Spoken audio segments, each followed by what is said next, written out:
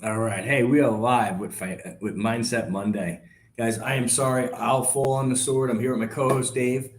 Financial Fitness Friday did not go, and it did not go because of me. We got our schedules crossed, and then my day just got carried away nonstop until it was just over. So we'll get do an extra long Financial Fitness Friday this Friday. But talk about mindset, guys. Let's talk about pouring into your team, pouring into your kids.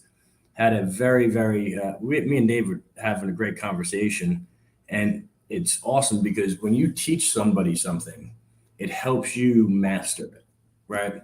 So Dave was telling me, Dave, why don't you go into the story about what you were doing with your boy and how you guys came. Yeah, man. I mean, we were goofing around, wrestling a little bit on Saturday. He's excited. He's into a mold now where he's doing multiple things. He's got swimming, and spring football actually starts today. His NFL spring flag league. So he's 7. He's in that age where he's go go go, and he's really starting to hone in on asking questions, why things work and do the way they do. One of those things is, hey, daddy, how do I get muscles like you? Thanks for boosting my ego, buddy. I'll take that every day of the week, pal. But he'll see me do push-ups and air squats and so forth sometimes, just in between things when I'm at the house. And he wanted to dial in on push-ups. Never did it before. And it's like, okay, great. And I told him flat out, I said, listen, buddy, it's not going to be exactly the same way that I do it. You're not strong enough yet, and that's okay. But let's kind of dial it back and do this way. And you could see the frustration on his face starting to come in because he does have this perfectionist mentality. It's the way he is in school when he tests. If he doesn't get 100% on a test, he will freaking lose his mind.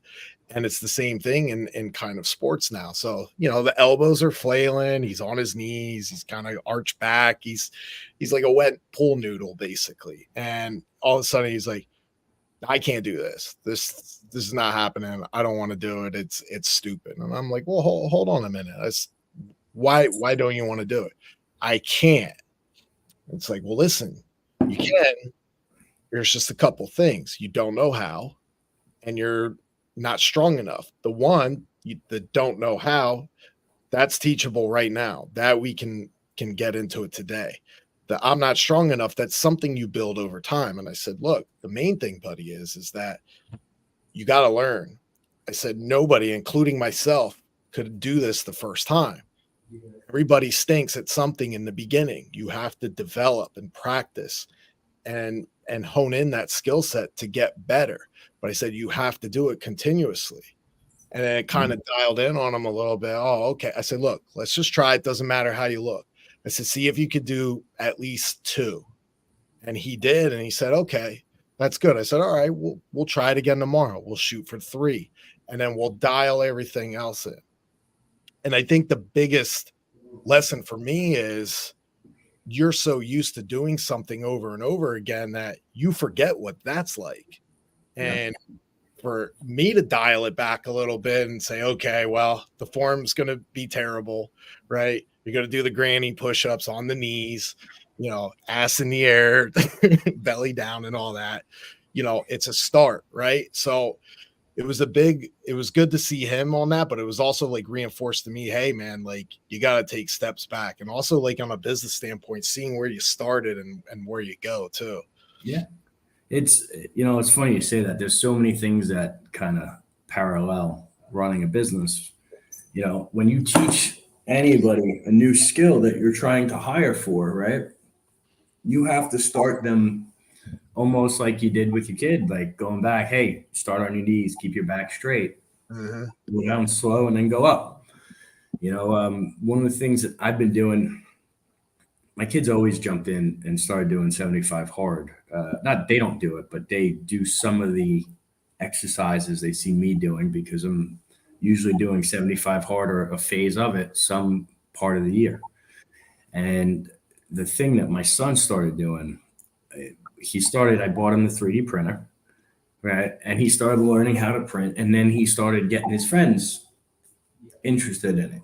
And now apparently yo-yo's made a comeback in school. Okay, so he's selling all his friends these swords, collapsible swords. They can't hurt anybody. They're plastic, right? Oh, dude. And these yo-yos, but he's actually printing out some really, really cool shit. And he's like, Dad, I want to take this to the next level. What can I do? I got him. We're building him a website. And it was just funny because I'm teaching him all about business as he's building it. He thinks he's playing and building a business. And the more we dive into it, I'm like, all right, well, we're going to set you up with a website. I'm going through, and then so hosting and his email and everything else. I'm like, well, Jonathan, if you want to pay for hosting, I think it was like $900. He goes, I don't have that money. I'm like, you do, but I'm not going to let you spend it. I'm going to lay it out, and then you're going to pay me back. He goes, but what if it doesn't? I'm like, you're taking it on risk. This is what it's like owning a business, right? So we're going through all these stages of, oh, wow, it really does cost a lot of money to do this. And he's seeing how it's done the right way. And he's understanding, like, I can see him weighing out the commitment that it's going to take to actually win and execute, and all the work and all the money that he's, spending or signing on for at 9. And you see the wheels turning, which is awesome. But we're setting it up, and he's been doing really, really well with it. He's tracking right now. He's building the product. He's tracking the inventory. He's keying in how much it costs, how much he's selling it for. And so this is like the early stages of entrepreneurship. And I don't want to, I slipped up one time and I said, yeah, they're not teaching him this shit in school.